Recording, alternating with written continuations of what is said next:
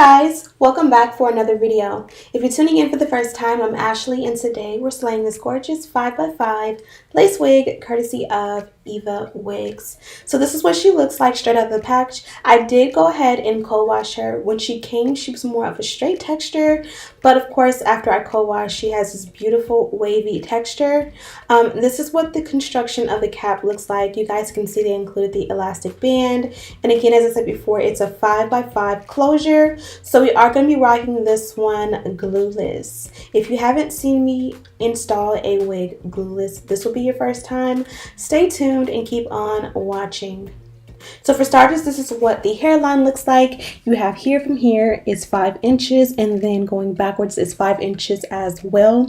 As you guys can pretty much see, this one sits on the hairline very well. The entire wig fits super snug, and that's one thing I do love about closure wigs opposed to frontal wigs.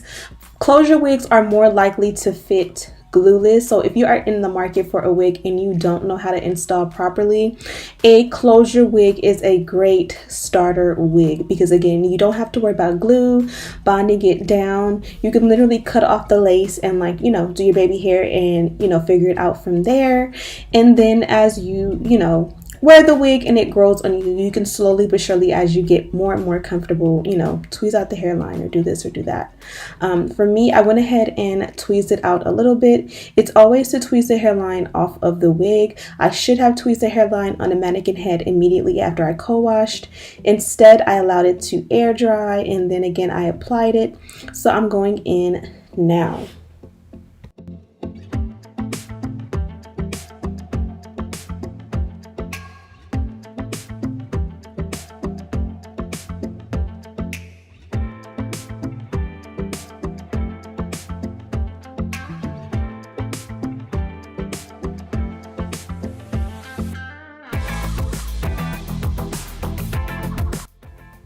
So I'm really feeling this one. I love the texture of this naturally. If I had not co-washed it, I would not have realized how beautiful the hair is. It's nice, it has a dark, color to it. It has a nice sheen to it. And as you guys see, I'm showing you the lace. I did cut into the lace, and I wanted you guys to see that, just because I know a lot of you are afraid of cutting off the lace. A lot of the times I will cut off little pieces here and there. You want to cut the hairline to mimic or fit your hairline, so you don't necessarily have to cut it blunt straight across. You can kind of zigzag it along the way. That way you won't have that straight line across. Now don't get too happy. You don't want to cut too much. Now I did tweeze out the hairline, but I definitely felt like it wasn't enough. And honestly, when you tweeze on the hairline and you keep doing it, it gets a little bit irritating. You kind of feel that, peck at your scalp or your forehead, and it just kind of hurts a little bit. So I'm going and I'm doing the pull method. I do not recommend this method because you can definitely stretch out your lace and or rip a hole in your lace.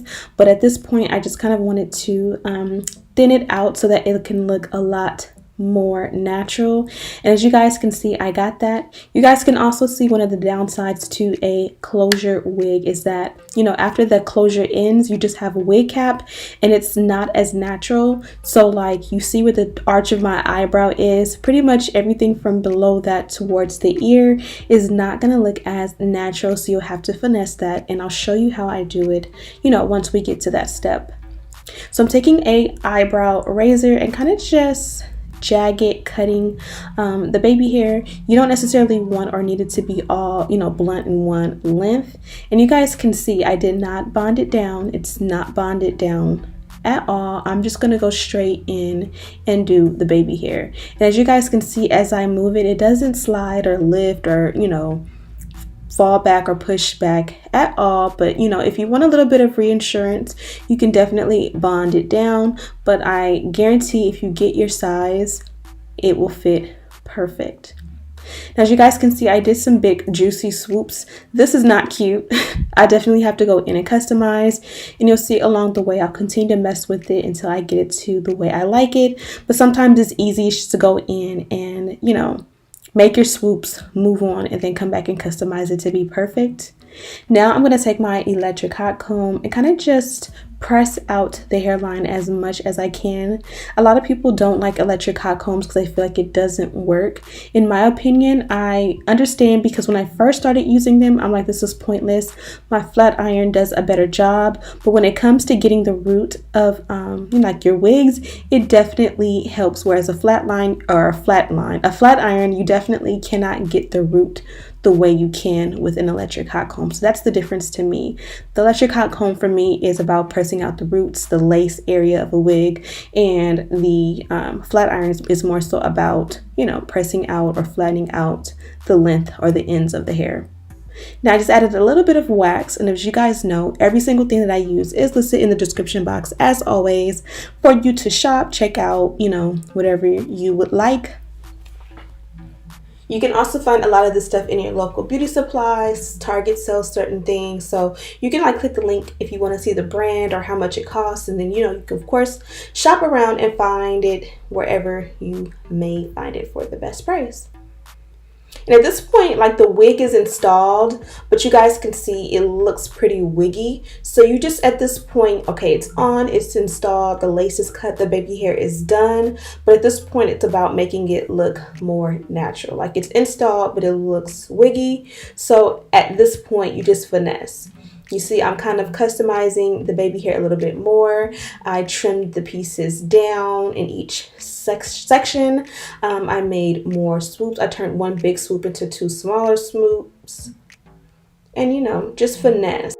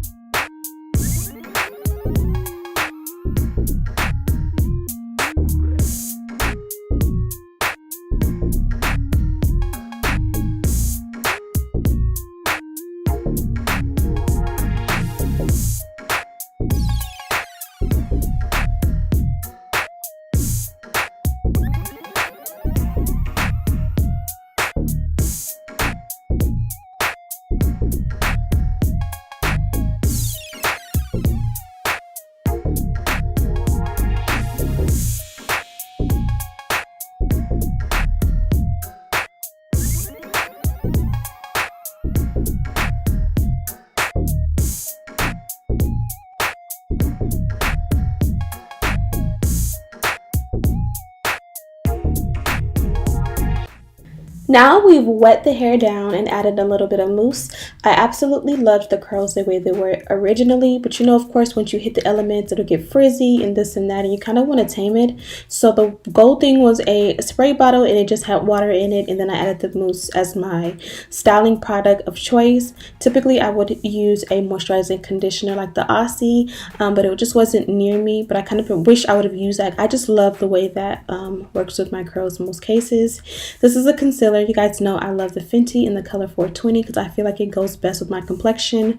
Typically, I only go into the parting with this one, but because this is a closure wig, I kind of felt like even though I tweezed it and even though I did the pull method a little bit, it just still didn't look as natural and gradient in the hairline. And this is something I can go back in and fix with the tweezers after the fact, but for now I just kind of went in with the concealer.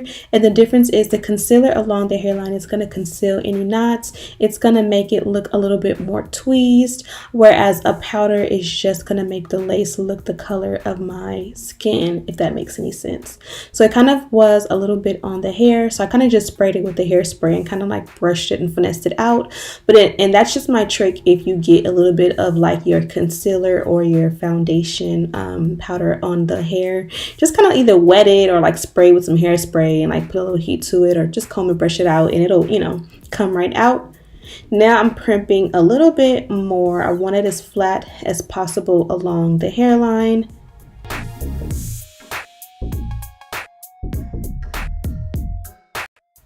Okay, here we are for the last step. As I said before, you know, anything past the arch of the eyebrow is going to be just wig cap, so it kind of just looks a little bit weird. I'm going to take and feather some hair and just cut it so that it kind of goes in the direction of that. That way it just lays going in the opposite direction and kind of just covers that, so you don't just see wig cap.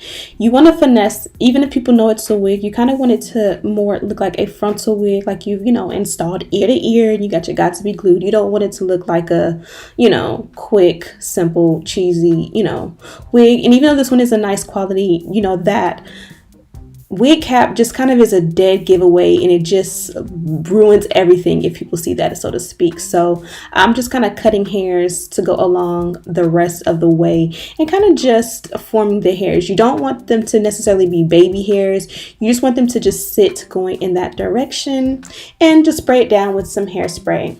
So again, this one came from Evawigs. I absolutely enjoyed installing and doing this glueless install. Thank you so much for watching. Don't forget to subscribe, share this video with your friends, and as always, I'll see you in the next one. Smooches!